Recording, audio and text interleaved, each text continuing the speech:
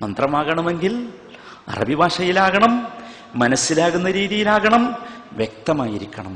കാരണം ഇത് ഈ മന്ത്രം ചെയ്യുന്നവന് ആർക്കാണോ പ്രയാസം വന്ന് അവൻ ചെയ്യുന്നത്, അവന് അതിന്റെ ആശയം മനസ്സിലാക്കി അവന്റെ മനസ്സിലേക്ക് ഇറങ്ങിച്ചെന്നുകൊണ്ടുള്ള ശക്തിയുള്ള മന്ത്രമായിരിക്കണം എന്നർത്ഥം.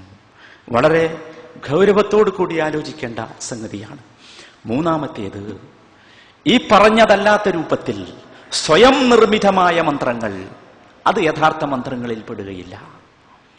നബി സല്ലല്ലാഹു അലൈഹി വസല്ലമയുടെ കാലത്ത് ഔഫ് ഇബ്നു മാലിക്കുൽ അശ്ജഇ റളിയല്ലാഹു അൻഹു പറയുന്നു, കുന്നാ നർഖി ഫിൽ ജാഹിലിയ്യ, ഞങ്ങൾ ജാഹിലിയ്യ കാലത്ത് മന്ത്രിക്കാറുണ്ടായിരുന്നു. ഫഖുൽനാ യാ റസൂലല്ലാഹ് കൈഫ തറാ ഫീ ദാലിക്, ഞങ്ങൾ റസൂലിനോട് ചോദിച്ചു, റസൂലേ, ഞങ്ങൾ മന്ത്രിക്കുന്ന മന്ത്രങ്ങളെ കുറിച്ച് അങ്ങയുടെ അഭിപ്രായം എന്താണ്? തിരുമേനി പറഞ്ഞു, ഇർദു അലയ്യ റിഖാക്കും, നിങ്ങൾ നടത്തുന്ന മന്ത്രങ്ങളൊക്കെ എനിക്കൊന്ന് പറഞ്ഞു തരൂ. അവർ പറഞ്ഞു കൊടുത്തു. നബി സല്ലല്ലാഹു അലൈഹി വസല്ലം പഠിപ്പിച്ചു, ലാ ബഅസ ഫിർ റുഖാ മാ ലം യകുൻ ഫീഹി ശിർക്ക്, ശിർക്കില്ലെങ്കിൽ മന്ത്രങ്ങൾ തരക്കേടില്ല. അപ്പോൾ ശിർക്ക് വരരുത്. അഥവാ ഈ രൂപത്തിൽ കൃത്യമായി വ്യക്തമായി അള്ളാഹുവിനോടായിരിക്കണം മന്ത്രങ്ങളുടെ സൂചനകളും ചോദ്യങ്ങളും എന്നർത്ഥം. മന്ത്രങ്ങളിൽ രണ്ടാമത്തേത് ശിർക്ക് വരുന്ന മന്ത്രങ്ങളാണ്. ഗൗരവത്തോടു കൂടി കാണേണ്ട മന്ത്രങ്ങൾ. എന്താണ് ശിർക്ക് വരുന്ന മന്ത്രങ്ങൾ എന്ന് പറഞ്ഞാൽ, ആ മന്ത്രങ്ങളെ മനുഷ്യനാസ്പദമാക്കുന്നു, ആ മന്ത്രങ്ങൾ എഴുതിയ കടലാസുകളെ ആശ്രയമാക്കുന്നു. ആശ്രയമാക്കേണ്ടത്, ആസ്പദമാക്കേണ്ടത് അള്ളാഹുവിനെയാണ്. അതിനു പകരം ഈ കടലാസുകളെയോ ഈ മന്ത്രങ്ങളെയോ ആസ്പദമാക്കുന്നു.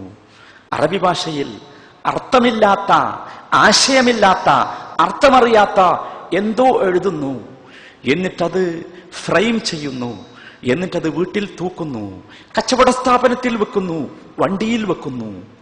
ഇത് മന്ത്രമല്ല. വണ്ടിയിൽ വെക്കാൻ അള്ളാഹു മന്ത്രം പഠിപ്പിച്ചു. ആ മന്ത്രവുമായി വണ്ടിയിൽ കയറണം, രക്ഷയുണ്ടാകും. പീടികയിൽ പറയാൻ, മാർക്കറ്റിൽ പറയാൻ അള്ളാഹുവിൻ റസൂല് മന്ത്രം പഠിപ്പിച്ചു. ആ മന്ത്രവുമായി വേണം. മറ്റതൊക്കെ അബദ്ധമാണ്, ഗൗരവത്തോടു കൂടി കാണേണ്ടതാണ്.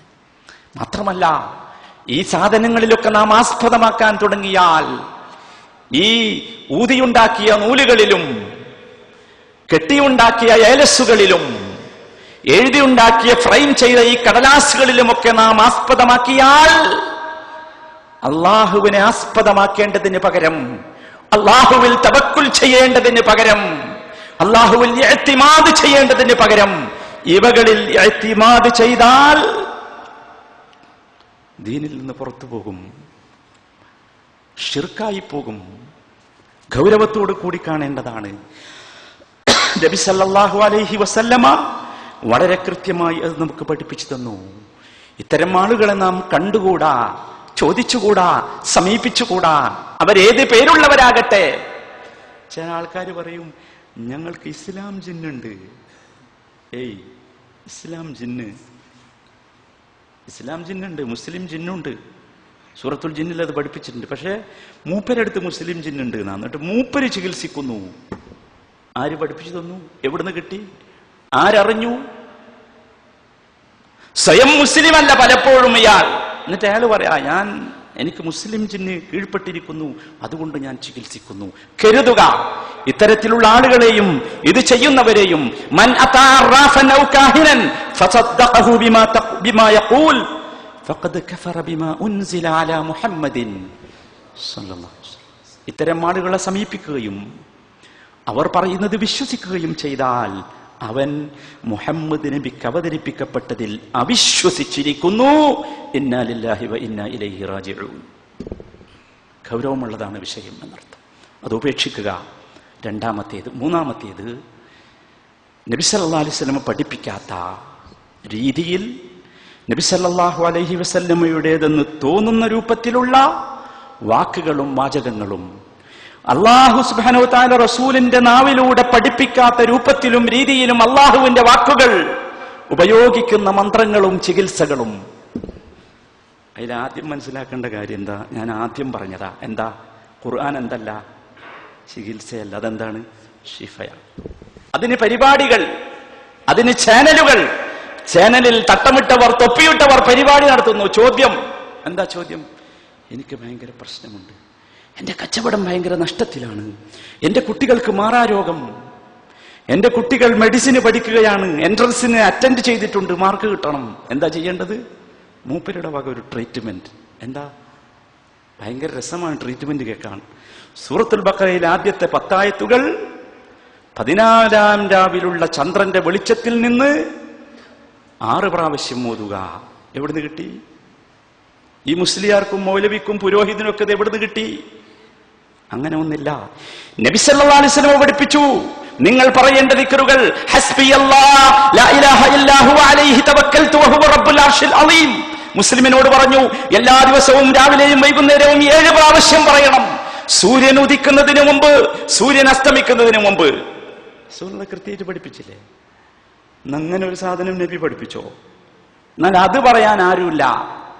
ഹസ്ബി അല്ലാഹ് ലാ ഇലാഹ ഇല്ലാഹു അലൈഹി തവക്കൽത് വഹുവ റബ്ബുൽ അർശിൽ അളീം. സൂര്യൻ ഉദിക്കുന്നതിന് മുമ്പ് പറയണം 7 പ്രാവശ്യം, സൂര്യൻ അസ്തമിക്കുന്നതിന് മുമ്പും പറയണം 7 പ്രാവശ്യം. അല്ലേ? റദീതു ബില്ലാഹി റബ്ബൻ വബിൽ ഇസ്ലാമി ദീനൻ വബിമുഹമ്മദിൻ സ്വല്ലല്ലാഹു അലൈഹി വസല്ലമ നബിയ്യൻ വറസൂല പറയണം 3 പ്രാവശ്യം. എണ്ണം കൃത്യ റസൂലുള്ളാഹിന്റെ. അപ്പോൾ നബി സല്ലല്ലാഹു അലൈഹി വസല്ലം എണ്ണിത്തന്നത് അങ്ങനെ. ആയത്തുൽ കുർസി മുബരി പറഞ്ഞത്, ആയത്തുൽ കുർസി 16 വട്ടം 3 പ്രാവശ്യമായി 16 പ്രാവശ്യം ഒരു ദിവസം ചൊല്ലിയാൽ പിന്നെ ഇതിന്റെ ഫലം ഭയങ്കരമാണ്. എവിടുന്ന് കിട്ടിയതാ ഫലം എന്നറിയില്ല. വഹി പുതിയത് വന്നതാ. അള്ളാഹുവിന്റെ റസൂൽ ആയത്തുൽ കുർസി ചൊല്ലിയാൽ ഫലം പറഞ്ഞു. നിങ്ങൾ എല്ലാ നമസ്കാരത്തിന് ശേഷം, നമസ്കാരം കഴിഞ്ഞാൽ ഉടൻ ആയത്തുൽ കുർസി ചെല്ലണം, ഉടൻ ആയത്തുൽ കുർസി ചെല്ലണം. റസൂലുള്ളാഹി പറഞ്ഞതാ. എന്താ? സല്ലല്ലാഹു അലൈഹി വസല്ലം. എന്താ കാരണം? നിങ്ങൾ ആ നമസ്കാരത്തിന് ശേഷം മരിച്ചാൽ നിങ്ങൾക്ക് സ്വർഗത്തിലേക്ക് പോകാനുള്ള ഏക തടസ്സം ഈ ആയത്തുൽ കുർസി നിങ്ങൾ ചെല്ലിയോ ഇല്ലേ എന്നുള്ളതാ. എന്ന് വെച്ചാൽ ആയത്തുൽ കുർസി ചെല്ലിയാൽ എന്താവും? സ്വർഗത്തിലേക്ക് പോകും. കച്ചവടം നഷ്ടം ശരിയാവും എന്നല്ല പറഞ്ഞത്, സ്വർഗത്തിലേക്ക് പോകും. അല്ലാഹുവിന്റെ റസൂലിന്റെ മുഴുവൻ ദിക്റുകളുടെയും മന്ത്രങ്ങളുടെയും തസ്ബീഹുകളുടെയും ദുആകളുടെയും പിറകിലുള്ള ഫലം ഈ ആളുകൾ കാണിച്ചു കൂട്ടുന്ന, ഈ പുരോഹിതന്മാരും ജ്യോത്സ്യന്മാരും കാണിച്ചു കൂട്ടുന്ന ഭൗതികമായ നേട്ടങ്ങളല്ല, പരലോകത്തുള്ള നേട്ടമാണ്. അതുകൊണ്ട് സഹോദരന്മാരെ മനസ്സിലാക്കുക, ഇതാണ് മന്ത്രം. ഈ മന്ത്രം നാം ചെയ്യണം, നാം സ്വയം പഠിക്കണം, മനസ്സിലാക്കണം, എന്നിട്ട് സ്വന്തം ചെയ്യണം. അതാണ് മുസ്ലിമിന്റെ കരുത്തും ശക്തിയും. ഈമാനിന്റെ കരുത്താണത്, ഈമാനിന്റെ ശക്തിയാണത്. തൗഹീദിന്റെ കരുത്തും തൗഹീദിന്റെ ശക്തിയുമാണത്. അതുകൊണ്ട് പ്രിയപ്പെട്ട സഹോദരങ്ങളെ, മറ്റുള്ളവയിൽ നിന്നൊക്കെ നമ്മൾ മാറി നിൽക്കുക. ഇതാണ് യാഥാർത്ഥ്യം, ഇതാണ് ശരി. അതുകൊണ്ട് ഇതിലേക്ക് വരിക. ഇതാണ് ദീൻ. അല്ലാഹു അങ്ങനെയുള്ള യഥാർത്ഥ മുവഹിദുകളിൽ, യഥാർത്ഥ മുത്തഖീങ്ങളിൽ, യഥാർത്ഥ മുതവക്കിലീങ്ങളിൽ നമ്മെ എല്ലാവരെയും ഉൾപ്പെടുത്തി അനുഗ്രഹിക്കുമാറാകട്ടെ. അല്ലാഹുമ്മ ഗഫിർ ലിൽ മുഅ്മിനീന വൽ മുഅ്മിനാത്ത് വൽ മുസ്ലിമീന വൽ മുസ്ലിമാത്ത് അൽ അഹ്യാഇ മിൻഹും വൽ അംവാത്ത് إنك مجيب الدعوات يا قاضي الحاجات. اللهم أعز الإسلام والمسلمين وأذل الشرك والمشركين وانصر إخواننا المسلمين في كل مكان. ربنا هب لنا من أزواجنا وذرياتنا قرة أعين واجعلنا للمتقين إماما. ربنا آتنا في الدنيا حسنة وفي الآخرة حسنة وقنا عذاب النار. وصلى الله وسلم على رسوله النبي الكريم وعلى آله وصحبه أجمعين.